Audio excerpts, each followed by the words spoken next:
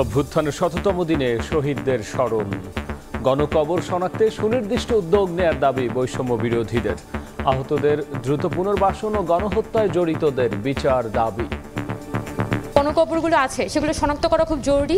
সরকারের পক্ষ থেকে এখনো পরিষ্কার কোনো পদক্ষেপ নেওয়া হয়নি। সকল রাজনৈতিক দল অনুগ্রহ করে আমাদের পাশে দাঁড়ান। আপনারা এই শহীদের রক্তের সাথে বেইমানি করবেন না।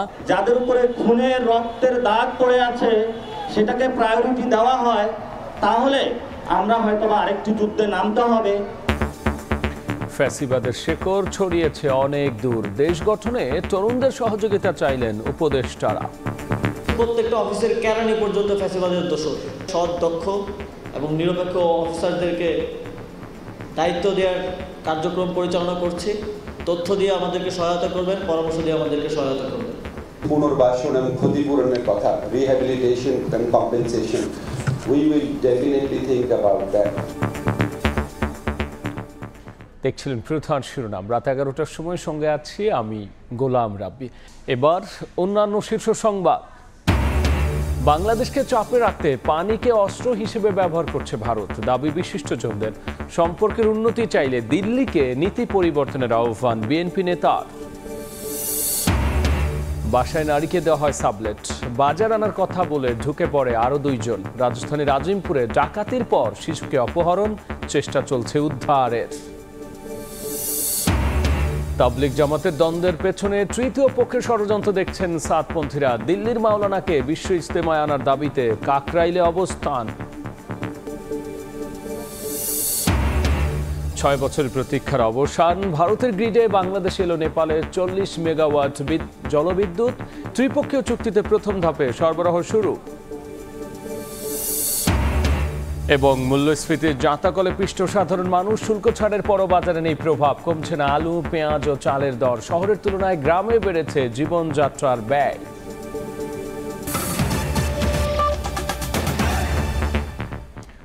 কবর জিয়ারত, সমাবেশ, আলোচনা সভা সহ নানা আয়োজনে স্মরণ করা হলো অভ্যুত্থানের ১০০তম দিন। এদিন গণকবর শনাক্তে সুনির্দিষ্ট পদক্ষেপ নেওয়ার দাবি জানিয়েছেন বৈষম্য বিরোধীরা। এছাড়াও আহতদের দ্রুত পুনর্বাসন আর গণহত্যায় জড়িতদের বিচার নিশ্চিতের দাবিও তাদের। রাজনৈতিক দলগুলো আওয়ামী লীগকে পুনর্বাসনের চেষ্টা করছে বলে অভিযোগ করেছেন অভ্যুত্থানকারীরা।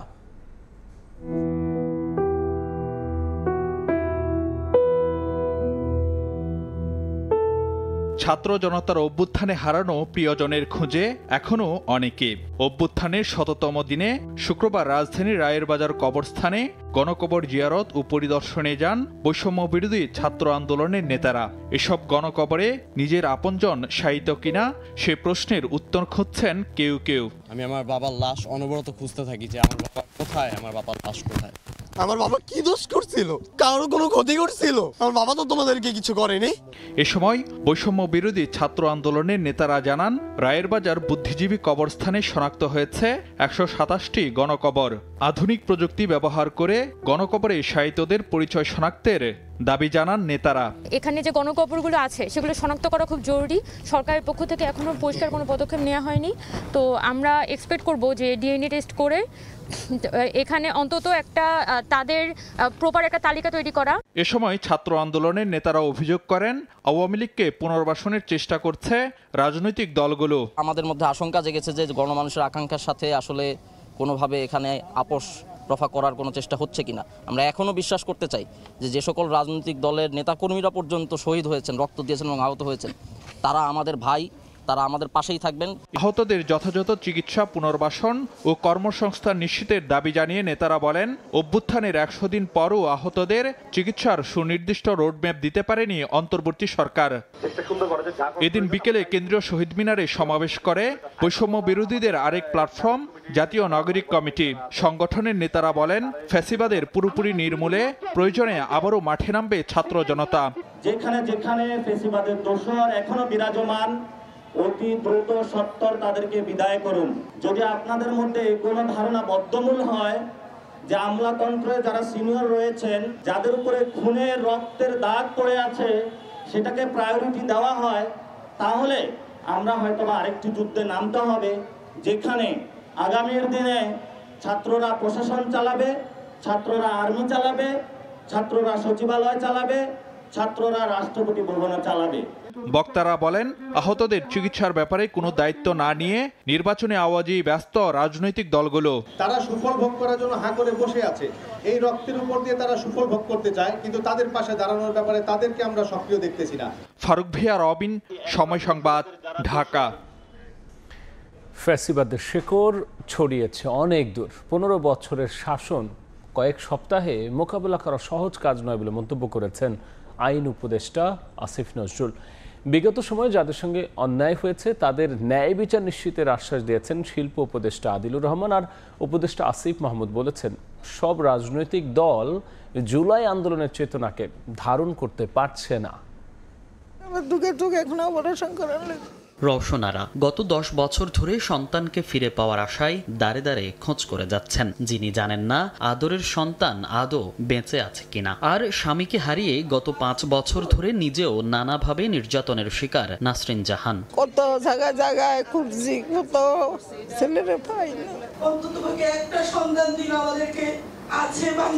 রাজধানীর গুলশানে এএফএডির 8ম কংগ্রেসের উদ্বোধনী অধিবেশনে গুমের শিকার পরিবারের স্বজনরা জানান নিজেদের অভিজ্ঞতার কথা। এ সময় অ্যাটর্নি জেনারেল বলেন, ভবিষ্যতে গুমের মতো অপরাধে যাতে কেউ জড়িত না হয় সেদিকে নজর দিতে হবে। I will further request the Honorable Law Advisor to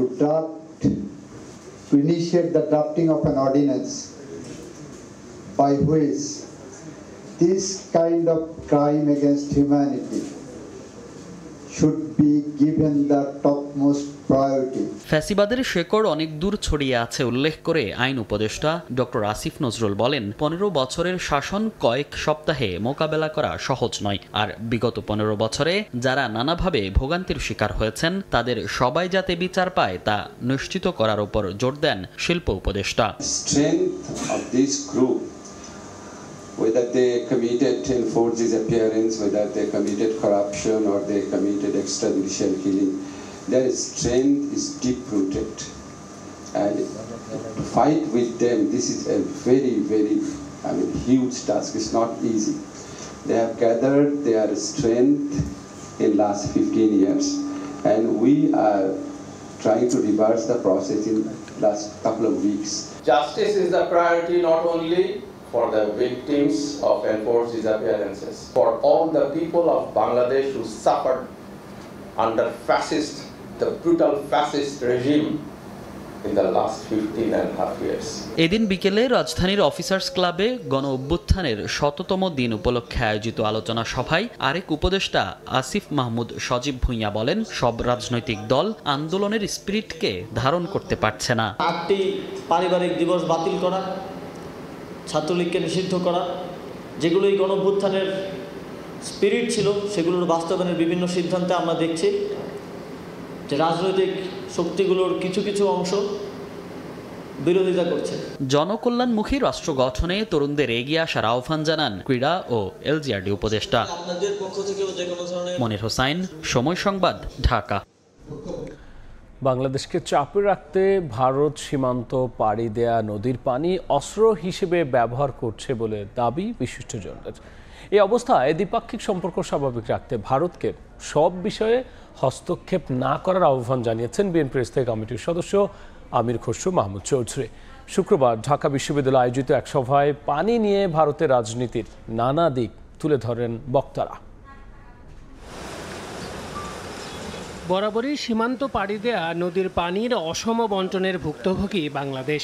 অসময়ে অতিরিক্ত পানি প্রবাহে যেমন বন্যা দেখা দেয়, তেমনি শুষ্ক মৌসুমে পানির অভাবে ব্যাহত হয় কৃষিকাজ। এক্ষেত্রে আন্তর্জাতিক আইন কতটুকু মানা হয় তা নিয়ে প্রায়ই প্রশ্ন তোলেন অধিকার কর্মীরা। শুক্রবার সন্ধ্যায় ঢাকা বিশ্ববিদ্যালয়ের সমাজবিজ্ঞান অনুষদে অভিন্ন নদীর পানি ও ভারত প্রশ্ন সমাধানের রাজনীতি নিয়ে আয়োজিত এক আলোচনা সভায়ও পানি বন্টন নিয়ে নানা অভিযোগ তোলেন বক্তারা। যদি আমরা 20 বছর করে ধরি তাহলেও আপনার 123টা আন্তঃসীমান্ত নদী নিয়ে চুক্তিতে পৌঁছতে গেলে 2460 বছর লেগে যাবে। বাংলাদেশে যখনই এই মৌসুমটাতে চালের দাম একটু বেশি বাড়ে এবং চালের দাম একটু বেশি বাড়ার কারণেই কিন্তু ফ্যাক্টরিগুলোতে আনরেস্ট তৈরি হয়, কারণ এটা সরাসরি এটার সাথে সম্পৃক্ত হচ্ছে ফ্যাক্টরিগুলো, ইন্ডাস্ট্রিগুলো, ওয়ার্কার্স রাইটস এবং তার নিউট্রিশনাল ডেফিসিয়েন্সি খুব গুরুত্বপূর্ণ হয়ে পড়ে আর কি। রাজনীতিক দুর্ভাগ্যের একটা অংশীদার আমাদের বিদেশ নীতিও, বিশেষ করে আমাদের ভারত নীতি। গত 55 বছরে আমরা মূলত দু ধরনের, আমাদের এখানে যারা শাসক ছিলেন, শাসক গোষ্ঠীর দু ধরনের ভারত নীতি দেখেছি। বৃহৎ শব্দটা কেন আমার দিতে হবে? সব প্রতিবেশী তো, প্রতিবেশী মানে প্রতিবেশী। বৃহৎ শব্দটার মাধ্যমে একটা রাজনৈতিক বার্তা যায়। কিন্তু এ সময় ভারতের সঙ্গে পানির চুক্তিতে ন্যায্যতা না পাওয়ার পুরো দায় শাসক গোষ্ঠীকে দিয়ে পররাষ্ট্রনীতিতে সংস্কার আনার দাবি জানান তারা। এক্ষেত্রে বাংলাদেশের চাহিদা গুরুত্ব দেওয়ার পাশাপাশি দক্ষিণ এশিয়ার দেশগুলোর সংগঠনগুলোকে সক্রিয় করার ব্যাপারেও কাজ করার আহ্বান তাদের। সভায় সীমান্তে হত্যাকাণ্ডের কথা মনে করিয়ে দিয়ে দুই দেশের সম্পর্ক ঠিক রাখতে পারস্পরিক স্বার্থের প্রতি সম্মান প্রদর্শন এবং যে কোনো বিষয়ে হস্তক্ষেপ না করতে ভারতকে আহ্বান জানান বিএনপি নেতা আমির খসরু মাহমুদ চৌধুরী। চীন সীমান্তে কোনো মানুষকে হত্যা করা হচ্ছে? ভারত কি চীনে কোনো মানুষকে হত্যা করতে পারছে? ইভেন কি পাকিস্তান সীমান্তে কেউ কাউকে হত্যা করতে পারছে কিনা? তাহলে সবচেয়ে বড় শত্রুকে আমরাই কি সবচেয়ে বড় শত্রু? মিউচুয়াল রেসপেক্ট, পরস্পরের প্রতি সম্মানবোধ দুইটা দেশের মধ্যে, দুইটা দেশের মানুষের মধ্যে, মিউচুয়াল ইন্টারেস্ট, যে পরস্পরের স্বার্থ সংরক্ষণ। থার্ড হচ্ছে ওয়ান অফ নন ইন্টারফিয়ারেন্স। বৃহৎ প্রতিবেশী হিসেবে বিবেচনা করে ভারতকে অতিরিক্ত গুরুত্ব না দেওয়ারও পরামর্শ দেন বক্তারা। এই তিনটা বিষয় নিয়ে আসো, এইটার ভিত্তিতে। আল আমিন তুষার, সময় সংবাদ, ঢাকা। গৃহকর্ত্রীকে বেঁধে বাড়িতে লুটপাটের পর 8 মাসের শিশুকেও অপহরণ করে ডাকাত দলের সদস্যরা।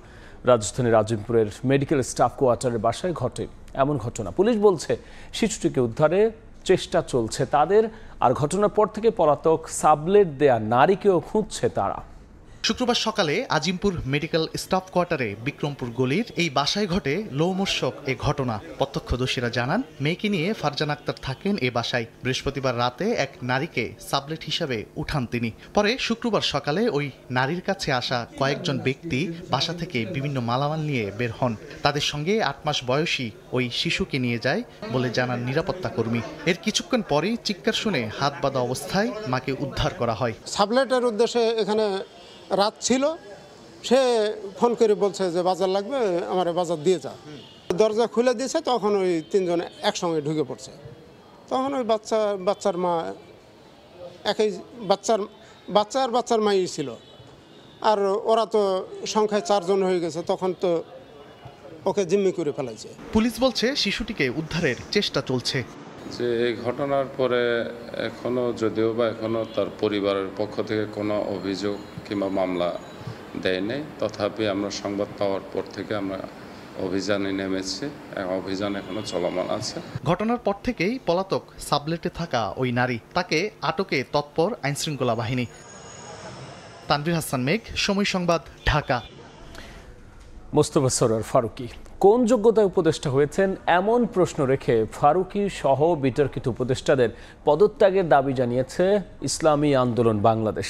অন্যথায় কঠোর কর্মসূচি ঘোষণার হুঁশিয়ারিও দিয়েছেন সংগঠনের সিনিয়র নায়েবে আমির মুফতি সৈয়দ মোহাম্মদ ফয়জুল করিম। বিকেলে ইসলামী আন্দোলন বাংলাদেশের কোতোয়ালি থানা শাখার আয়োজনে গণসমাবেশে তিনি এমন বক্তব্য দেন। এ সময় তিনি অভিযোগ করে বলেছেন, ক্ষমতার জন্য বিএনপি ইউ-টার্ন নিয়েছে। আওয়ামী লীগের অত্যাচারের কথা ভুলে তারা এখন আবার আওয়ামী লীগকে রাজনীতিতে ফেরানোর চেষ্টা করছে। এখনো বৈষম্য দূর হয়নি বলেও মন্তব্য করেছেন ফয়জুল করিম। আমি বর্তমান অন্তর্বর্তী সরকারকে প্রশ্ন করতে চাই, ফারুকী সাহেবের কোন গুণের কারণে, কোন যোগ্যতার কারণে ফারুকী সাহেব তিনি উপদেষ্টা হলেন? এই জাতি জানতে চায়।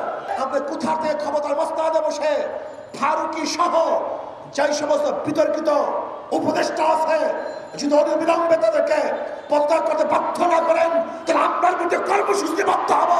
আজকে বিএনপি পুরো ইউ-টার্ন, ওনারা আবারও আওয়ামী লীগকে ক্ষমতা আনার জন্য পথ উন্মোচন করছেন। কারণটা কি? চোরে চোরে হালি, এক চোরে বিয়া করে আর এক চোরে হালি। বিশ্ব ইজতেমায় মাওলানা সাদকে আসার অনুমতির দাবিতে রাজধানীর কাকরাইলে অবস্থান নিয়ে বিক্ষোভ করেছেন সাদ অনুসারীরা। তাদের দাবি, তৃতীয় পক্ষের ষড়যন্ত্রের কারণে তাবলিগ জামাতের দুপক্ষের দ্বন্দ্ব কাটছে না। দিনভর তাদের অবস্থানে ওই এলাকায় বন্ধ হয়ে যায় যানবাহন চলাচল। দুপুর 1:30টার পর রাস্তা ছেড়ে দিলে স্বাভাবিক হতে শুরু করে ওই পরিস্থিতি। শুক্রবার সকালে রাজধানীর কাকরাইল মসজিদে ঢল নামে মাওলানা সাদের অনুসারীদের। বেলা বাড়ার সঙ্গে সঙ্গে মানুষের সংখ্যা বাড়তে থাকে। মসজিদ পেরিয়ে মূল সড়কেও অবস্থান নেন তারা। বন্ধ হয়ে যায় আশপাশের সড়কে যান চলাচল। এ সময় তারা বিশ্ব ইজতেমায় মাওলানা সাদকে আসার অনুমতির দাবি জানান। মাওলানা সাদ সাহেব দীর্ঘদিন যাবত এই দেশে আসতে পারতেছেন, এটা একটা ষড়যন্ত্রের শিকার।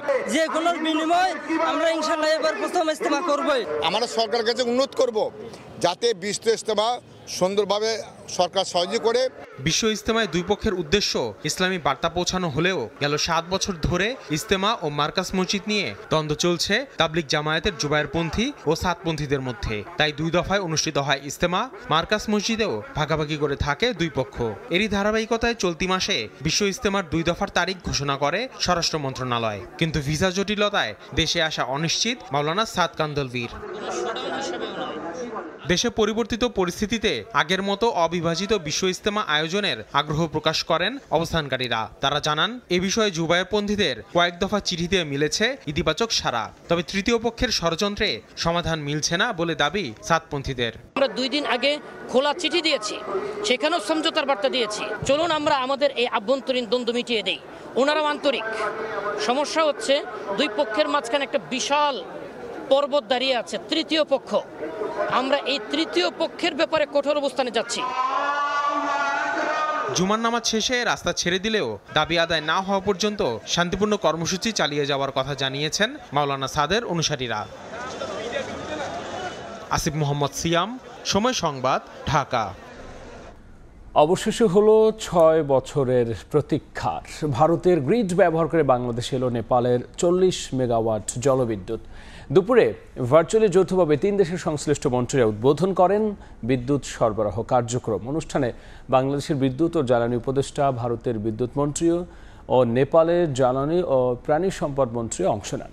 নেপাল থেকে বাংলাদেশে বিদ্যুৎ সরবরাহে 2 দেশের মধ্যে সমঝোতা স্মারক সই হয় 2018 সালে। তবে ভারতের মধ্য দিয়ে বিদ্যুৎ আমদানি নিশ্চিত করতে গিয়ে ত্রিপক্ষীয় আলোচনায় নানা জটিলতার সমাধান করতে হয়।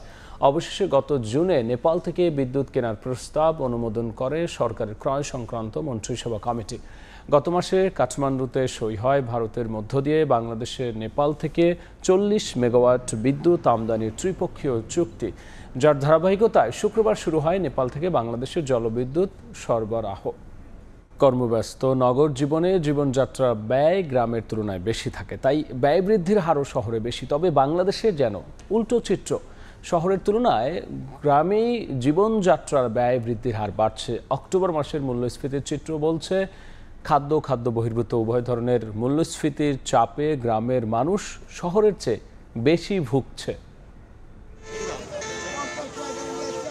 সরকারিভাবে নানা পদক্ষেপ নেয়ার পরও ঠেকানো যাচ্ছে না নিত্যপণ্যের ঊর্ধ্বগতি। মূল্যস্ফীতির প্রভাবে গ্রামে জীবনযাত্রার ব্যয় শহরের সাথে পাল্লা দিয়ে বাড়ছে। শুধু তাই নয়, গ্রামে এই ব্যয় বাড়ার হার ছাড়িয়েছে শহরকেও। পল্লী অঞ্চলের মানুষজন জানাচ্ছেন তাদের কষ্টের কথা। একটা ভালো জিনিস খাইতে গেলে কমসে কম 600-700 টাকা লাগবে।